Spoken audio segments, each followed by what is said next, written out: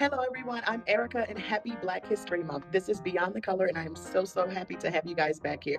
In honor of Black History Month, I'm going to be doing a diversity roundtable. So basically, it includes directors and instructors of all races, and basically just to, talk about different discussions that are very important in the marching arts, that are very vital to equality and racism and sexualities and all of that good stuff.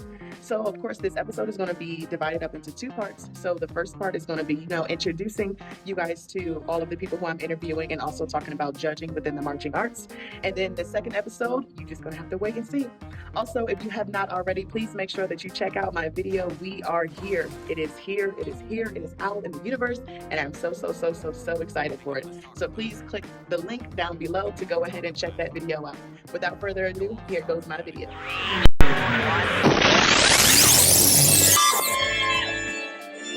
For the messages, this is not topics that everyone is ultimately okay with talking about and everything like that. So I definitely appreciate everyone for, being open to wanting to talk about these things. Ultimately, these are things that are happening in this real world. And for some of us, these are things that we have to deal with every day.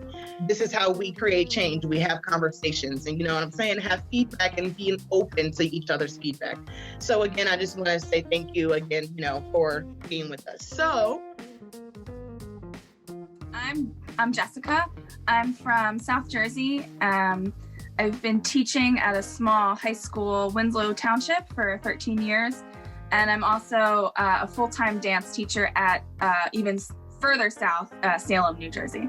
My name's Nicole Younger.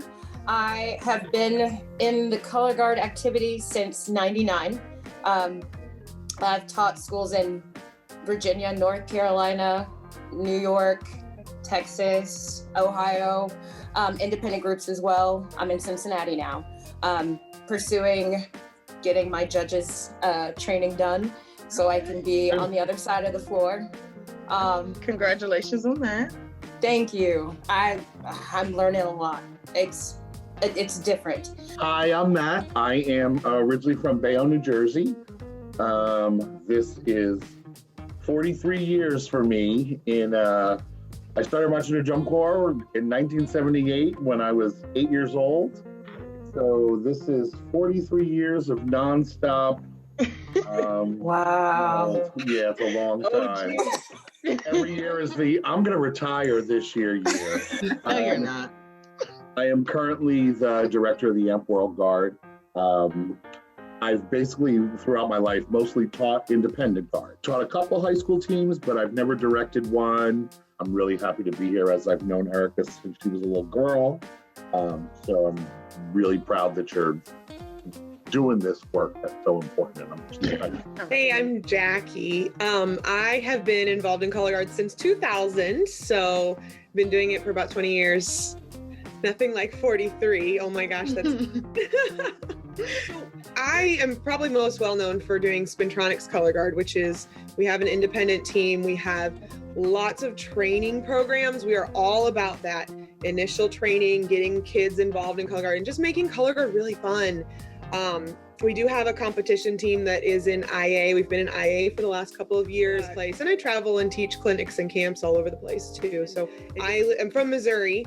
I live here. I just moved back here.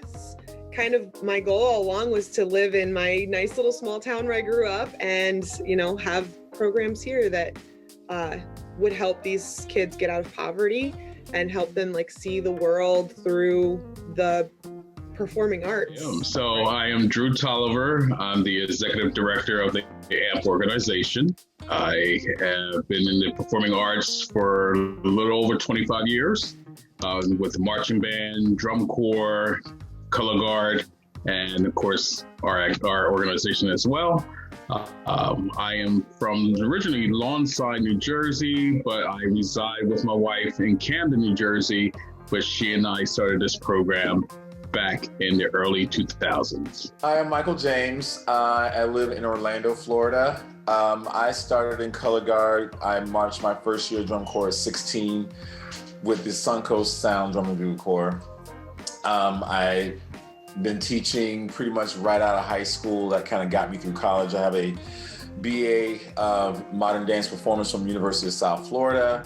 I also designed and choreographed for them since their inception in, I think, 2003 or 4. I taught at Santa Clara, I was at Phantom Regiment, Cavaliers.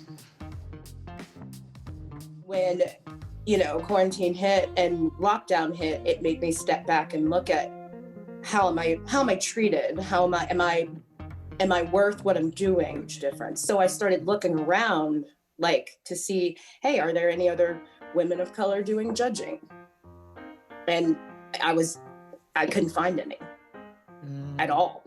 And so I started to look in not just WGI, but I started to look in other state circuits, and I started to look in marching band circuits and stuff like that. And I was just like, why?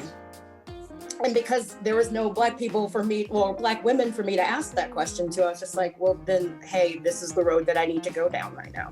Right. And so I, started doing that.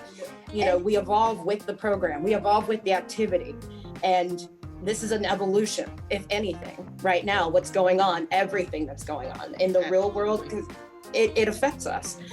So if anything, I hope I'm not the only new person that's trying to be on the other side of the floor, but there's a breed that needs to come along with this. If we're evolving with the activity, then there needs to be an evolution of new judges as well. Absolutely. But that's how I've been taking. Right. No, honestly, That's how I I agree. There's definitely been times where I'm sitting here really the whole stop and think. That was something that we have at the end program. We did this diversity and inclusion program and everything. But I think some of you probably have heard of that. But one of the things that we really touched on was stopping and think, in all aspects. Stop and think about what you're about to say. Stop and think about what is going on around you and everything like that. I'm really when you just talking right now, I'm really stopping and thinking wow, that's really crazy. I honestly never even thought about the fact of the Black judges. You know what I'm saying? I've never, a female Black judge, I've never even thought about the fact that I've never seen one before until you just said that. And I'm like, maybe 10 to 15 years ago, our circuit did have a Black female judge. She was a movement judge. I don't think she ever got to the WGI level of judging. Her name was Rhonda. I think that's her name. She doesn't judge anymore. And that was pretty much the only, I think that was the only Black female I ever knew that judged color guard on Winter Guard, or period. Doesn't even. I feel like because we're working so hard just to be recognized as designers, maybe we don't, and this is me, maybe we don't feel that we're ready to be a judge, or, I don't know. I've been told a couple times I should, pursue being a WGI judge. When young performers and artists that's coming up to be instructors and dance instructors and things like that, they always look for something that they need to achieve to. Mm-hmm. So when they see a level where, if it's let's say an African American or Hispanic, or, and they see that they are very talented and they want to get to that level, they're going to visualize themselves as that person. Mm-hmm. So when they get to that level, now they go, okay, where do I go next? Do I go to be a judge? And then when you go become a judge or want to be a judge, you look at the landscape and you go, well, I don't have anybody that I can identify to. Right. know. Thank you guys for watching my part 1 of my diversity roundtable. Please make sure that you go ahead and check out my We Are Here performance. It is now live in the open everywhere for everybody to see. I'll see you guys back soon for my part 2.